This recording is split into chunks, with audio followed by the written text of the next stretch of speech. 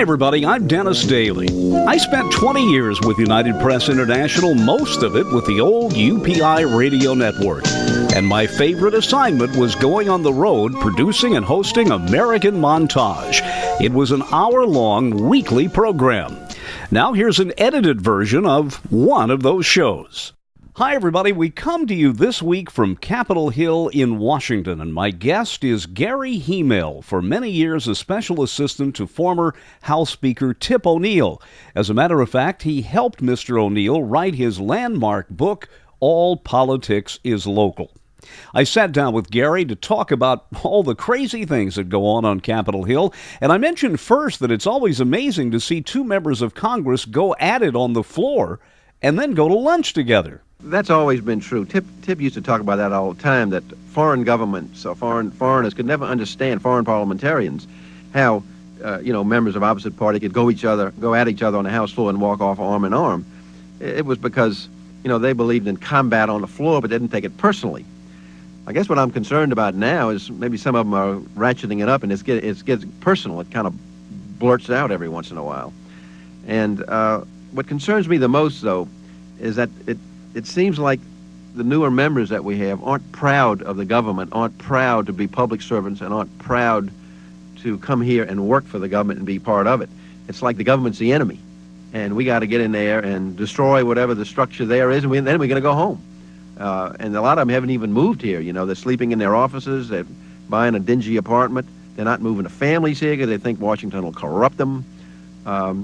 But we have a wonderful government, the greatest ever devised in the history of mankind. It's not very neat.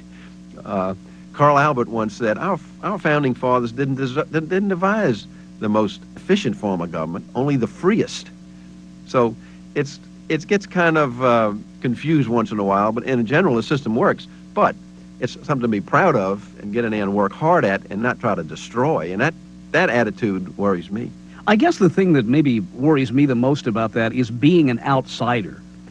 If you see someone like Bob Dornan, who maybe is an extreme example of saying something that some of us would consider to be vicious, and then, as you say, walk off nearly arm in arm with someone on the other side of the aisle and say, hey, do you want to go have some bean soup?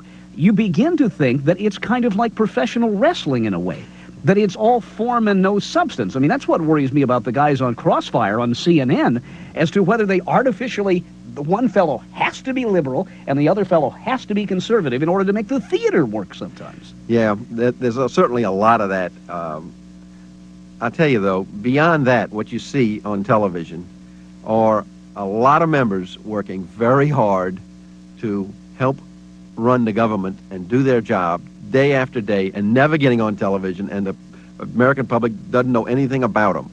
But they're doing their job. They're overseeing the bureaucracy and what the president's doing.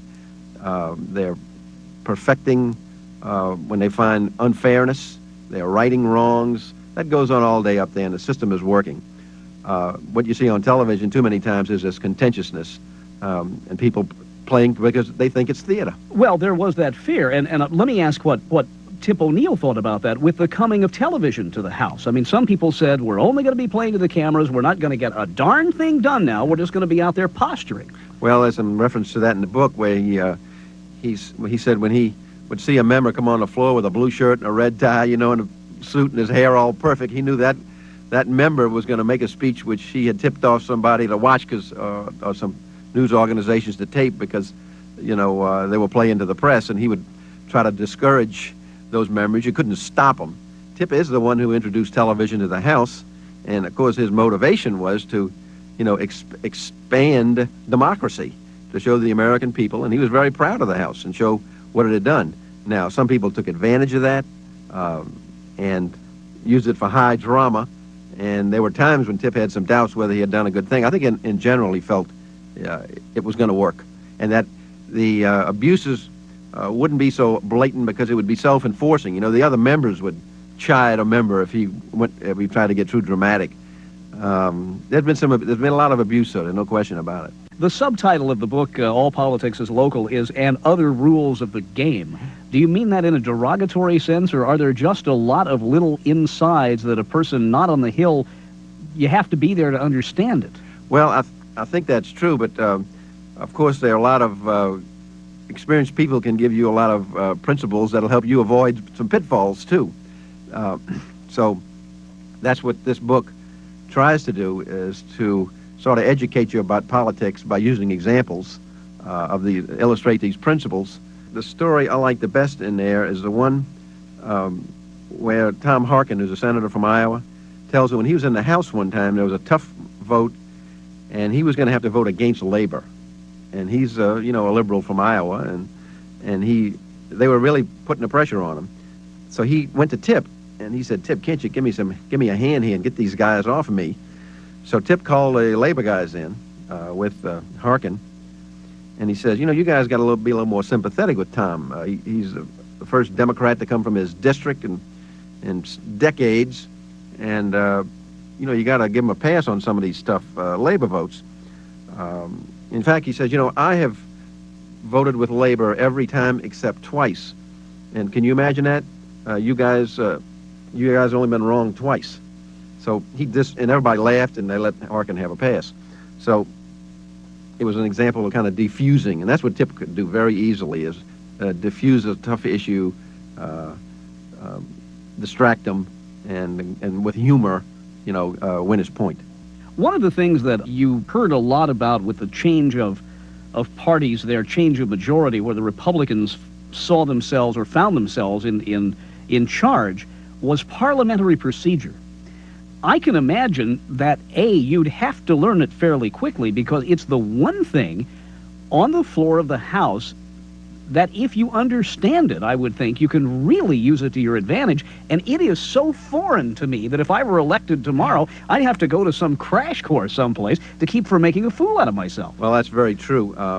You should know that there are 4 parliamentarians who know all the rules and who are right there on the rostrum advising the person who's in the chair what rulings to make, so you are consistent with the rules and the precedents of the House, and that's very important to keep that.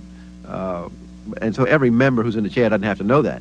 However, to be able to get recognized and to make points and not overstep your bounds, you do have to know a lot of rules. So, and the parliamentarian actually gives classes to freshmen particularly. The speaker isn't in the chair all the time. If you watch this on C-SPAN, he will appoint some person to sit in the chair of his party, and then if there's a tough ruling, the speaker will come back and take the chair. But normally, debate, for instance, is conducted without the speaker in the chair, but just another member. But that member has to be pretty sharp. But I've heard Tip go to members who have been there a while and say, why don't you preside sometime? Let me give you the gavel. And I've known members who say, I don't want to do that. I don't know anything, and I want to make a fool out of myself. And Tip would say, oh, come on, anybody can do it, and kind of coax them. But a lot of them were leery of it. So you can't get personal in any statement on the House floor. Now, you can say anything you want in the press, outside the chamber. But on the floor, you're not supposed to get personal. Gary Hymel, you've written with the late Tip O'Neill a wonderful book, All Politics is Local, the subtitle, Other Rules of the Game. I hope I haven't rambled too much. Maybe we should do another hour sometime on this. I'd love to do it. I just really feel as if even I, who worked on the Hill and have lived in Washington 20 years and feel myself somewhat educated, I still sometimes look at Capitol Hill and say, what's going on up there? Well, I know. You know the story about Alexander Hamilton? He took a British visitor in the gallery of the House, and the British visitor says, my God, what is going on down there on the House floor? And Alexander Hamilton said, here, sir, the people govern. You can't get any more simple than that. It's representative. On that House floor, you have every ethnic, racial, religious, economic, any kind of group you can think of. They're represented down there, and that's representative government. And it's a thing of beauty, but it is confusion, and as Carl Albert said, it's not efficient, but it's the freest form of government. Gary, thanks a lot. Thank you.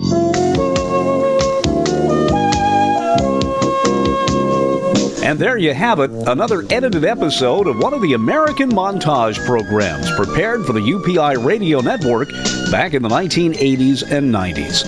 I'm Dennis Daly. Thanks for listening. Thanks for going with me this week. And check YouTube for more American Montage programs.